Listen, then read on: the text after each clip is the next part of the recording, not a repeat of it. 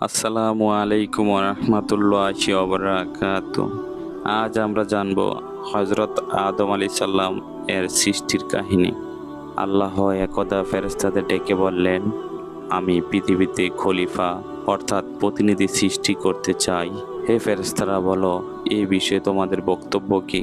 ফেরেশতারা বলল, হে আল্লাহ, আপনি কি পৃথিবীতে এমন কাউকে আবাদ করতে চান যারা গিয়ে সেখানে ফাসাদ সৃষ্টি করবে ও রক্তপাত ঘটাবে?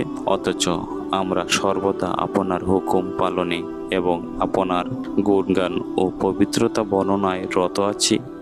এখানে ফেরেশতাদের উক্ত বক্তব্য আপত্তির জন্য ছিল না, বরং আল্লাহর জানার জন্য ছিল। ফেরেশতাদের ইচ্ছা। আল্লাহ বললেন, আমি যা জানি তোমরা তা জানো না।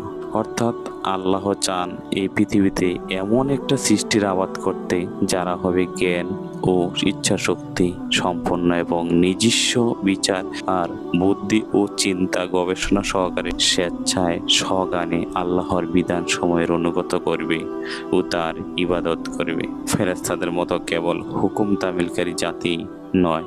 আল্লাহ তাআলা চেয়েছেন ফেরেশতারা যেমন আল্লাহর হুকুমে সব কাজ করে থাকেন, কিন্তু আল্লাহ তাআলা এমন চাননি। আল্লাহ চেয়েছেন এমন এক জাতি সৃষ্টি করতে যারা আল্লাহর হুকুম আহকাম নিজের ইচ্ছা শক্তি জ্ঞান বুদ্ধি বিবেক দিয়ে আল্লাহর হুকুম আহকাম মানবে এবং আল্লাহর বিধিনিষেধ মানবে।